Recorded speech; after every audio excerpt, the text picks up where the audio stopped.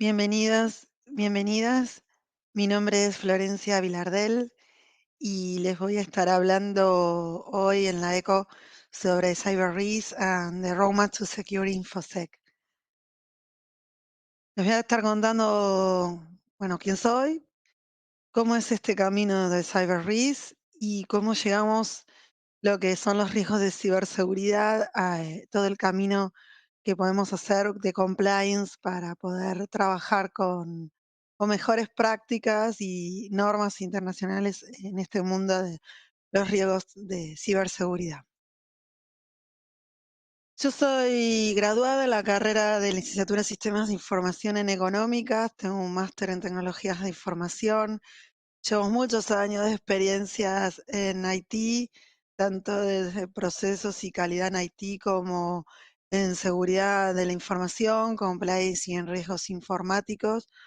Pertenezco a una comunidad que somos las pibas de InfoSec y también soy staff organizadora del evento de NotPinCom, donde también le damos lugar a mujeres cis, trans y no binarias a que den sus primeras charlas en este camino maravilloso que es la ciberseguridad y la seguridad de la información. Voy a encontrar y charlar cuando ustedes gusten. Vamos a contar un poquito qué es Cyber Risk. Primero, para poder entrar en este mundo de lo que es la ciberseguridad, en riesgos de ciberseguridad, tenemos que es un concepto de risk, ¿no? De riesgos. Riesgo está asociado siempre a una amenaza y a una vulnerabilidad. La amenaza es este daño potencial asociado a una explotación de una vulnerabilidad, ¿no? Es la falta o ausencia de un control o debilidad en este. Ah, esa combinación de la amenaza que yo tengo con una vulnerabilidad me da un riesgo.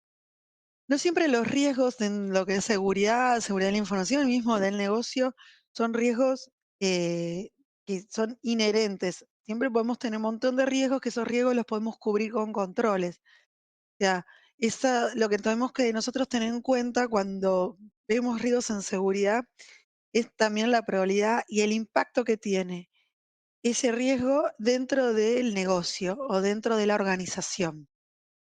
Y riesgo es la probabilidad de que algo pase y si pasa, cómo nos va a impactar.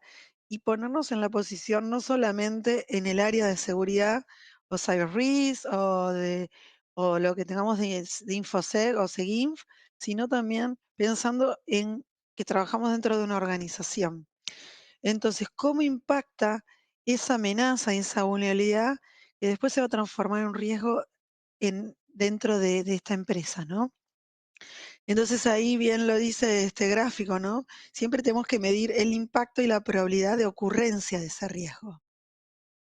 Cuando hablamos de riesgos en la fintech o en las billeteras digitales o también lo vemos en una entidad financiera, tenemos que entender que para la organización esa pérdida financiera es una afectación o daño a la reputación de la organización que puede derivar tanto en una falla en un sistema tecnológico de información o dentro de un activo de lo que es la organización.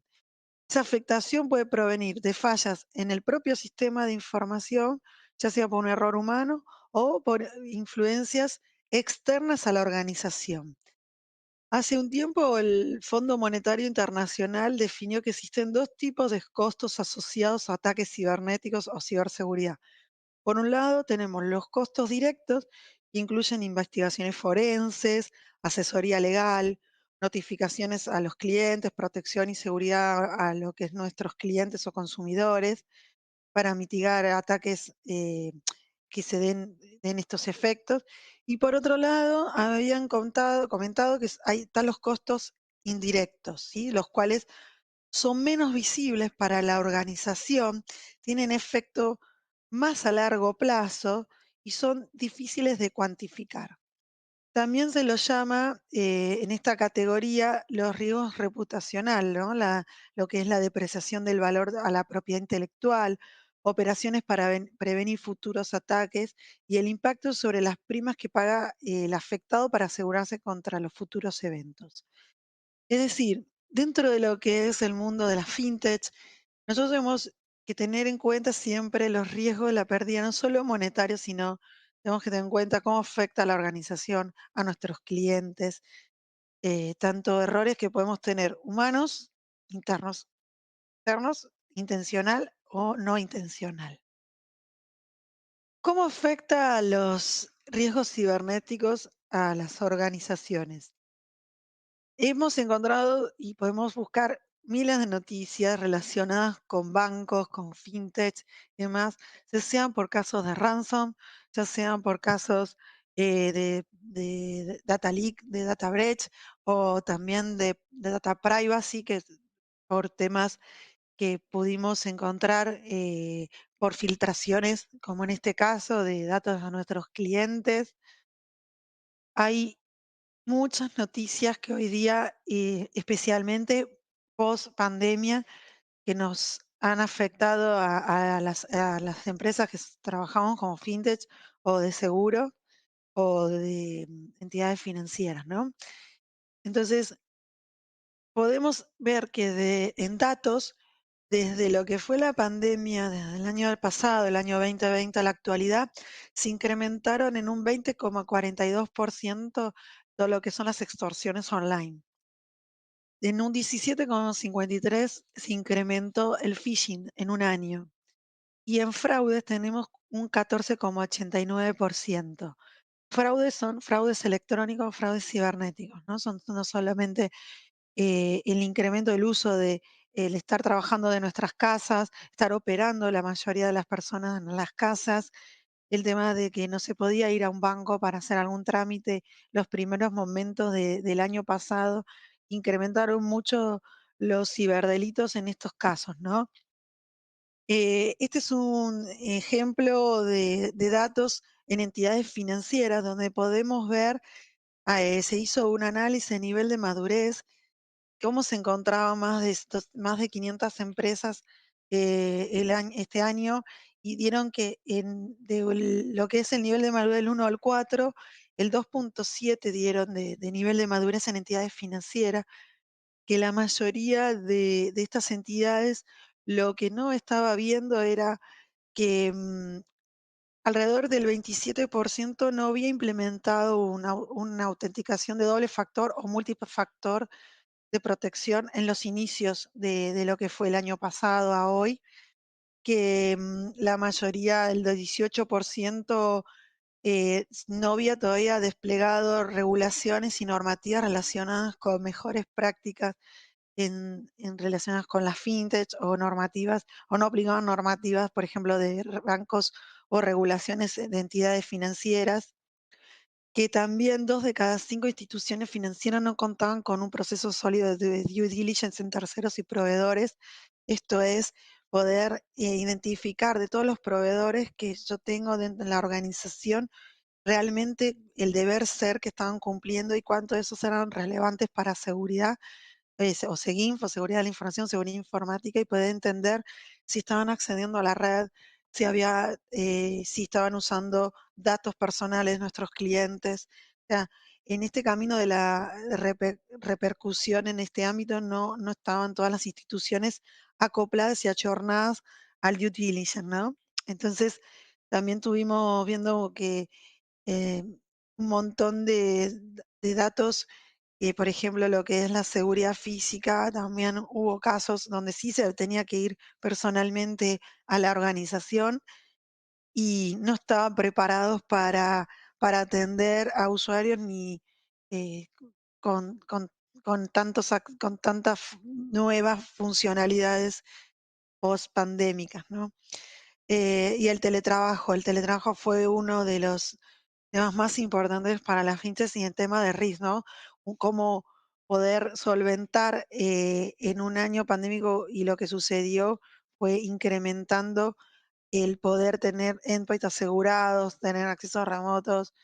La verdad que en cuanto a riesgo, muchas organizaciones se vieron la necesidad de contar hasta con un área propia. A partir de este año, muchas empresas tuvieron ya su propia dirección de riesgos y compliance, donde incluyen lo que es Risk IT y donde son cross a las organizaciones, por ejemplo. Son la segunda línea de defensa, lo que es el Risk IT. que confluyen en una relación propia con los riesgos que están levantando otras áreas y se hablan con las auditorías internas y externas de la organización. Entonces, ¿cómo nos puede afectar a nosotros estos riesgos de lo que son de seguridad, ¿no?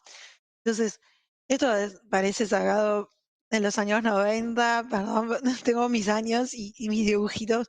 Entonces, esto, la verdad que en una fintech podemos tener pérdidas de privacidad, de denegación de servicio, lo que es la suplantación de identidad, falsa identidad o pérdida de lo que es la integridad. Entonces, a modo de ejemplo, como para que puedan ver cómo afectan los riesgos de seguridad en el día de hoy en una fintech o en una empresa de billetera digital, ¿no?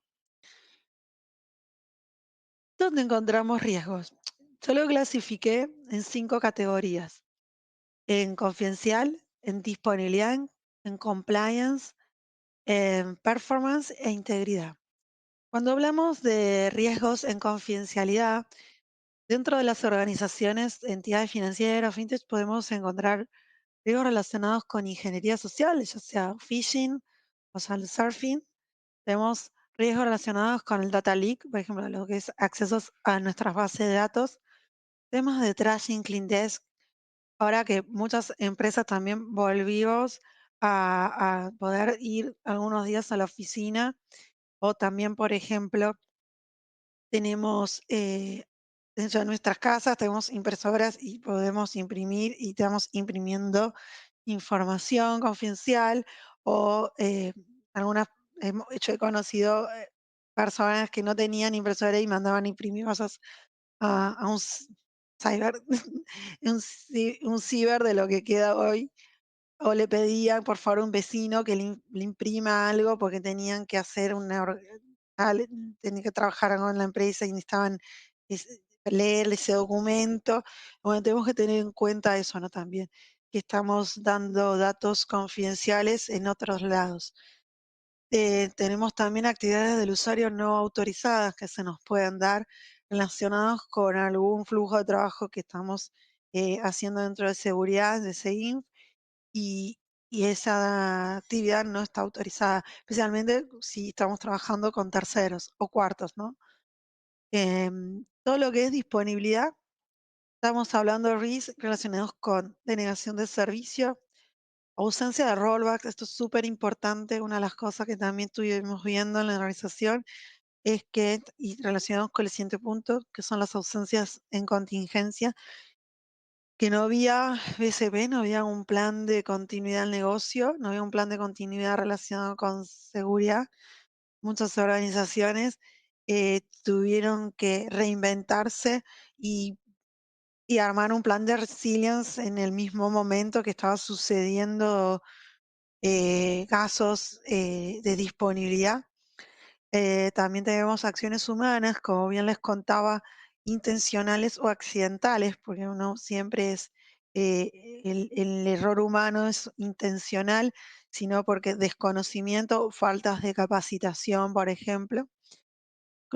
Cuando hablamos de riesgos relacionados con integridad, tenemos relacionados con validación de datos, con transferencias de archivos sin cifrar y con virus o malware que podemos encontrar dentro de una organización y ausencia de control de cambios, ¿no? Esto de muchas veces, bueno, salgamos a implementar, no salgamos a pasemos esto de producción, em, mandemos ya, hagamos un deploy, y no hay un control, un testing de todo lo que también estamos haciendo que se relaciona también con lo que es compliance, ¿no?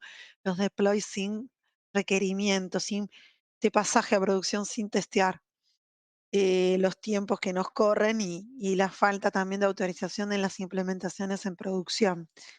También respuestas a requerimientos regulatorios sin validar.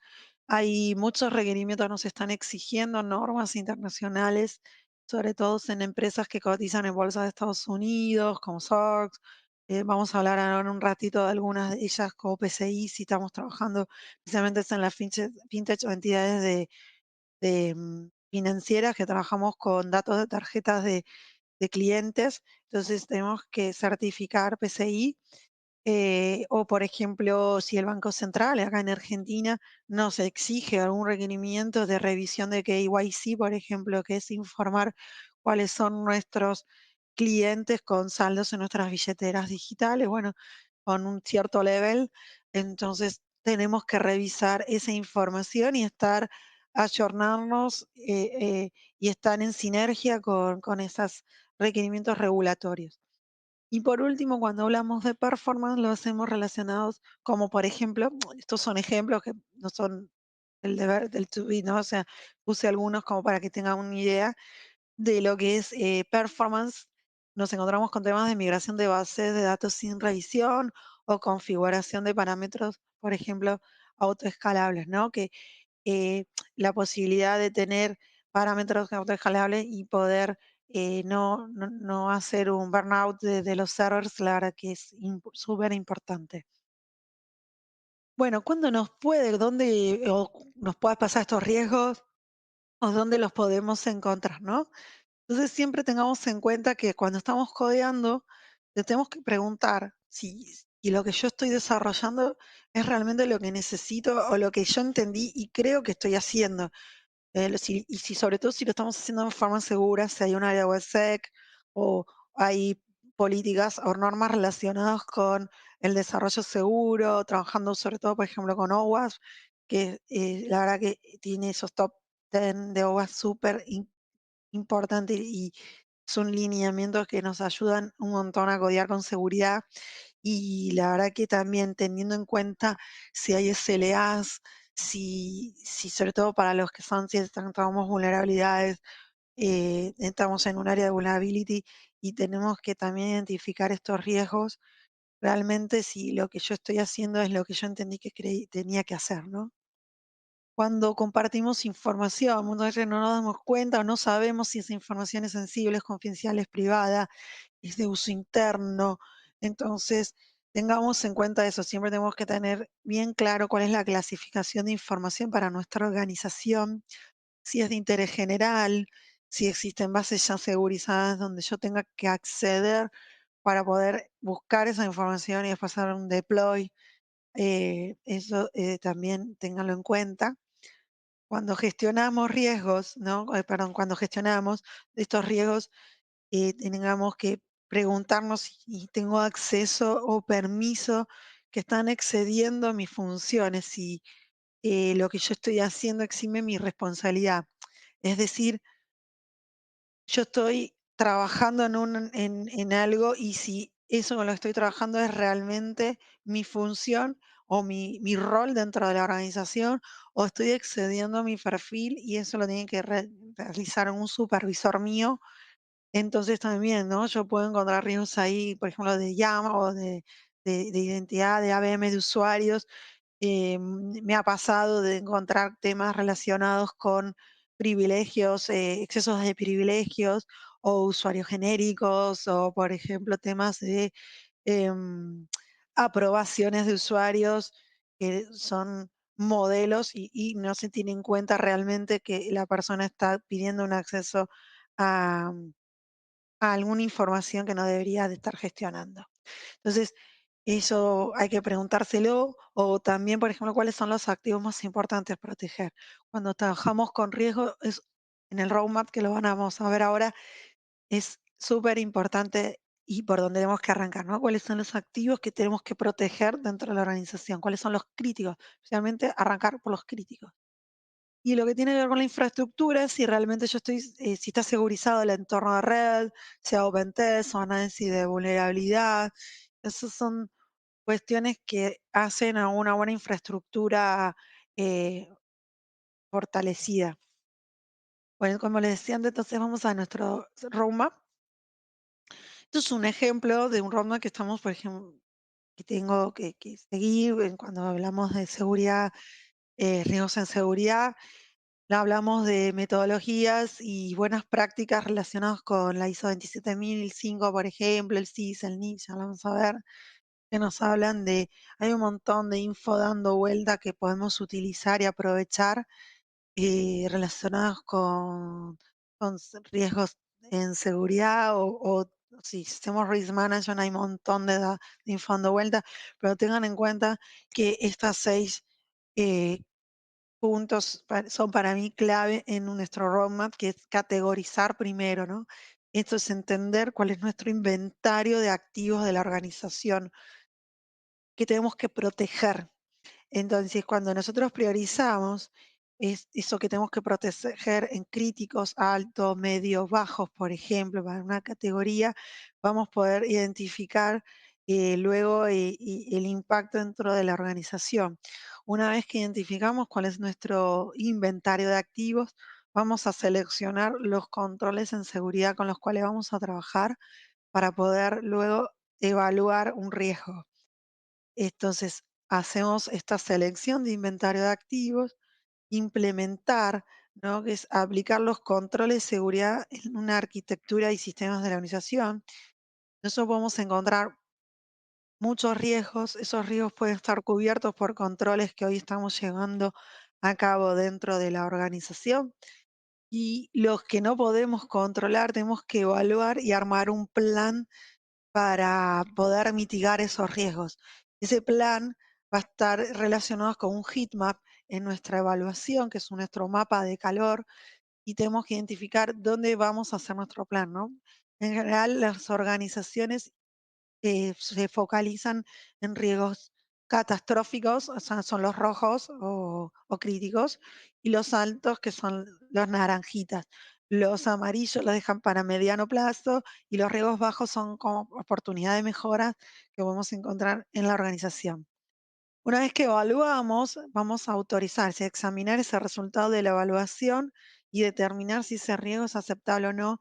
Y si son aceptables, tenemos que armar un plan de mitigación. Si lo vamos a aceptar, lo vamos a derivar, qué vamos a hacer con esos riesgos. Y por último, monitorearlos. Una vez que identificamos qué vamos a hacer con esos riesgos inherentes a nuestra área de seguridad, tenemos que supervisar y controlar esos riesgos para detectar nuevas señales, cambios y reevaluarlos. Tenemos que proponer un plan de reevaluación de riesgos, especialmente como les dije antes, con los críticos y con los que son catastróficos y los altos. O sea, a nuestro hitmap que vemos ahí, los que están en rojo y alto. Entonces, ¿quién le decía antes cómo podemos mitigar? Nuestra mitigación forma parte de un camino de mejoras. Nosotros lo hacemos con esto, con una matriz de riesgo. Matriz de riesgo es para poder entender dónde queman las papas, por ejemplo, ¿no? Digamos así más sencillamente, pero es identificar dónde nosotros tenemos que aplicar un control que no teníamos previsto, ya sea desde, en general lo que es documentación se lo llama oportunidad de mejora, pero a veces no contamos con una matriz de roles y permisos dentro de una aplicación y tenemos que revisar. Entonces, ¿dónde tenemos que focalizar el esfuerzo y poder planificar en tiempo, en personas y en presupuesto para poder atacar esos riesgos? Importante, logs de auditoría. Nosotros, y de mi experiencia, me he llevado chascos enormes porque no, las aplicaciones son desarrolladas, no cuentan con logs de auditoría. Entonces no puedo hacer una trazabilidad de lo que sucedió. Es importante mitigar los riesgos con eso. Postmortem o RCA. Los RCA o postmortem son similares en su contenido. Es importante poder identificar y sobre todo con DRPs o gestión de respuesta a incidentes, hacer un análisis para atrás de lo que aconteció y poder tener, si ocurrió un incidente de seguridad, qué pasó, cómo fue, quién fue, dónde tocó, puedo ser un, puedo identificar a la persona, al activo de información que se tocó, puedo hacer un mapa de todo lo que sucedió. Capacitaciones o training. Esto es súper importante porque siempre pensamos en las tools, siempre pensamos en o hardware, software, y no pensamos en las personas. Y son las personas las que a las cuales les damos muchas veces excesos de privilegio, son las personas que sin querer o queriendo tocan o hacen cosas dentro de la organización que provocan un incidente en seguridad. O sea, alguien que me despausó un precio, alguien que tocó algo que no debía que tocar, alguien que dio un préstamo que no debía dar, alguien que autorizó un préstamo que no tenía que dar, em, alguien que, por ejemplo, no sabe que tiene saldo en una cuenta o le dimos una cuenta que le dimos una cuenta personal cuando teníamos que darle una cuenta laboral.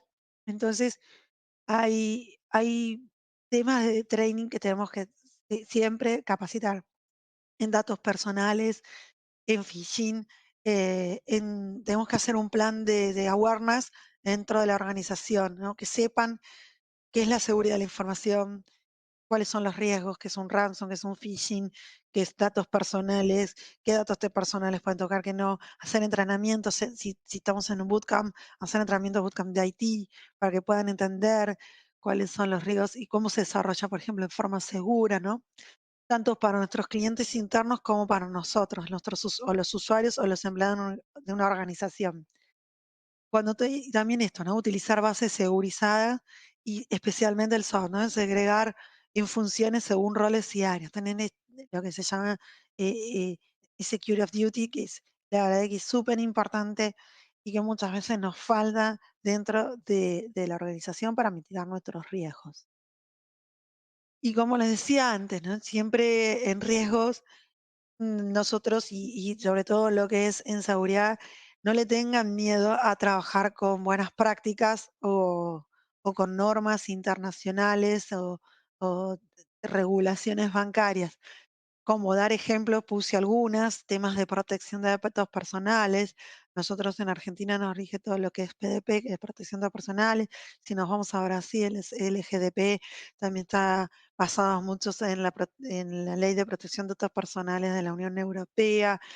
Si estamos en Estados Unidos, hay otras regulaciones, por ejemplo, IPA, que no la nombré acá, pero podemos estar viéndola, o SOX, que si son empresas que cotizan en Bolsa de Estados Unidos, son controles que tenemos que seguir. Les puse a modo de ejemplo la 27005, si bien no es certificable, nosotros da un lineamiento muy, muy interesante de amenazas y vulnerabilidades en temas de seguridad de la información.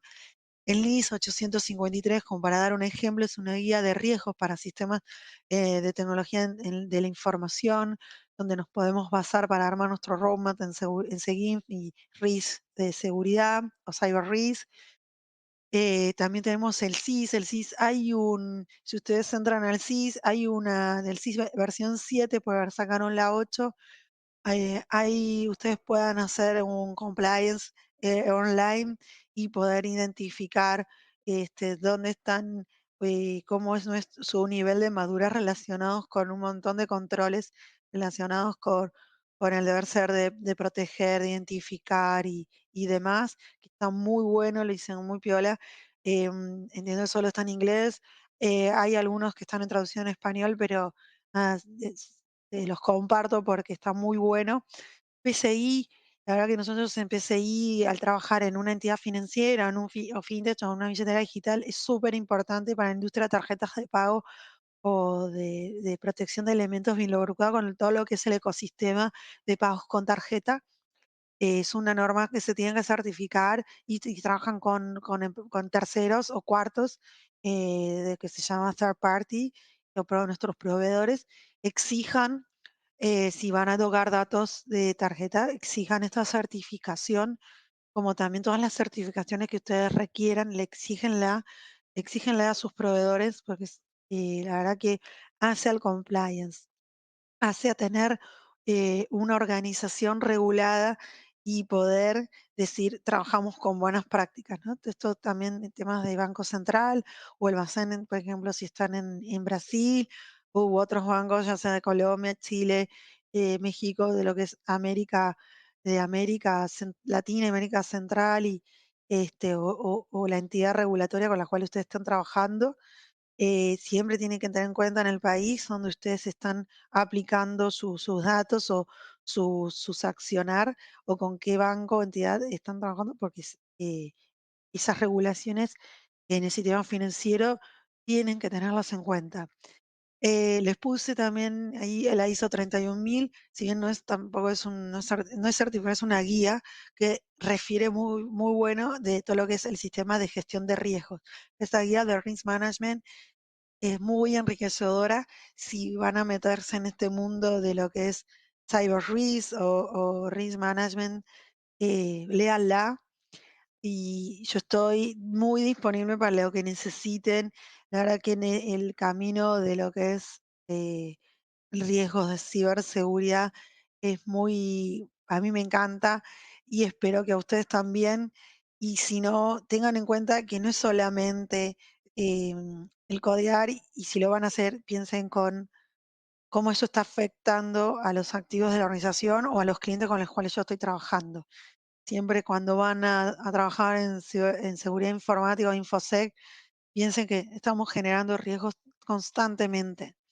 El tema que de los riesgos, muchas veces yo hago controles compensatorios, complementarios, o, o estoy haciendo controles para mitigar los riesgos, pero muchas veces no los vemos, son inherentes y tenemos que trabajar muy fuerte con matrices de riesgos para poder evitar que esos riesgos lleguen a ser realidad. Entonces, bueno, los y las invito a preguntas. Estoy disponible para lo que ustedes necesiten. La verdad que me pueden escribir. Este es mi Twitter.